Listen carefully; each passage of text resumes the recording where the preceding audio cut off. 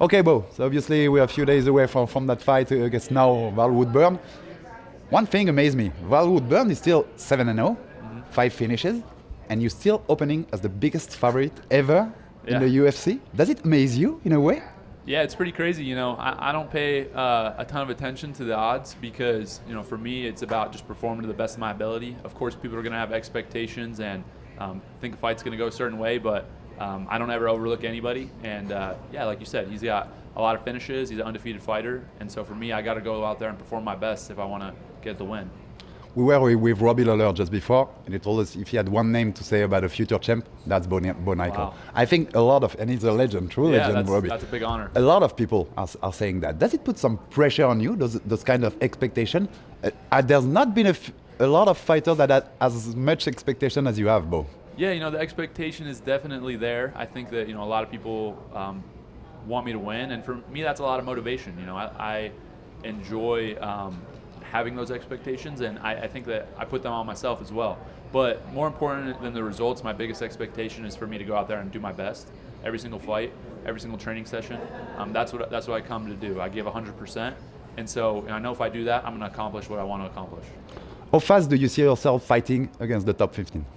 You know, I think that I'll probably start fighting ranked guys and getting into a position where I'm going to be, you know, contending for a title before too long. I would say probably this time next year, I'll probably be fighting guys, you know, right on that verge of ranking, if not ranking, getting in the top 10. And yeah, by the time the year's over, be right up there with in title contention. So end of 2024, yeah. Start of 2025, you see yourself in the title contention? For sure, yeah, end of 2024, yeah.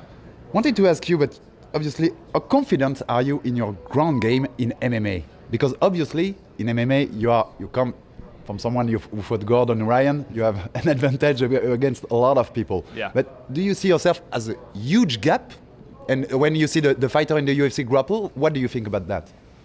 Yeah, I mean, I think overall I see a pretty large gap between my skill set in grappling and what most of the UFC brings to the table, and that just comes with over 20 years of discipline and focusing on wrestling, right? You know, I don't know that anybody has that much time that they put into grappling, into the sport, and I'm very dedicated. I study film a lot and I enjoy it, and so, you know, I think that with that being said, there's a large gap, but at the end of the day, it's an MMA fight, and grappling isn't the only thing there. I want to take advantage of that in every fight, and, you know, fight in positions where I'm strongest, but I have to respect the other disciplines just as much as I do grappling, right? And I do that in training and how hard I work, and so for me, I want to be as good at striking as I am at grappling by the end of my career.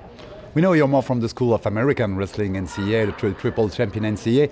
There's, in MMA and in the UFC particularly, the aura of the Dagestani wrestler. Mm-hmm. Is it something that you really want to test yourself against in the near future to see how much you can compete with those guys? Yeah, absolutely. I would love to test myself against the Dagestani wrestlers. I feel like they've been performing at such a high level for a long time, and, you know, there's definitely a reputation that they have for grappling, for conditioning, things like that. And you know, I represent American wrestling, and so, you know, nothing but respect to those guys. But I would love to challenge myself, and I feel like I'm up to the test. And without entering any detail, but do you see flaws in that Dagestani wrestling style? You know, of course, I think there's flaws in any style, right? You know, there's always strengths and weaknesses in any way of fighting and any strategy, and my job is to understand those, to know those, and take advantage of them in the fight, and in real time be able to make good decisions. And so for me, that's what I'm doing every day. I'm practicing fundamentals. I'm making sure that my base is solid, and I'm able to move in any direction at any time, and you know, make it even more difficult for my opponents to utilize, you know, my weaknesses against me. And I think against that kind of stuff, a lot of things, I think, is the mental side. I think a lot of the fighters, when they go against those guys, they are kind of beat in a way in the head before. I think it won't be the case for you, no? No chance. You know, there's never a fight or a competition that I'll be in where I don't believe I'm going to win. Honestly, like, you could put me against LeBron James in a three-point contest, and I'd feel like with enough time I could figure out a way to at least be competitive. And you know, for me, whatever I'm doing, I'm going to compete, and I want to win. So something that I train at every day, that I've done basically my whole life, I don't believe that there's another person that is going to be able to get me off my game. And it's my job to just perform at the end of the day. Maybe against Steph Curry in 3-point would be a different Steph story. Curry, yeah, or yeah, we're talking. That's a different story. I had to go with LeBron because he's not quite as reputable. But You want to become champion in that middleweight division. The current champion is obviously Israel Adesanya, one of the biggest stars in the UFC. What do you think of him as a fighter? I have a ton of respect for Adesanya as a fighter. I think that he performs at such a high level. He's incredibly fun to watch for me because I feel like the way that he does his striking and his martial art that he's done is very similar to me and my wrestling, and I respect that a lot. I think it's very cool, and so he's a guy that I hope that I can compete against someday, and I want to challenge myself against the best, and yeah, nothing but respect to him.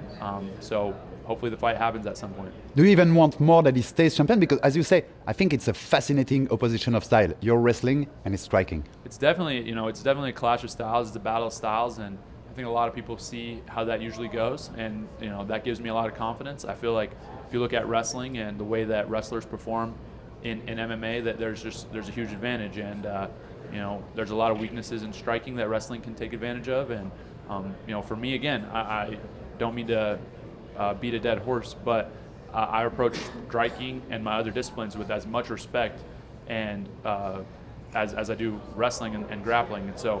For me, I really want to dive into those other aspects of MMA and learn them just as well as I know my sport that I started out in.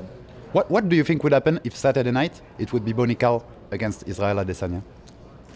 I know for a fact that I would just go out there, perform my best, right? And that's all I can ask at the end of the day is that I perform my best. With that being said, I believe that I could beat anybody in the world. That includes Israel Adesanya, and so if it was him on Saturday, then I think I would take him down and I would implement my game plan and I would get the win.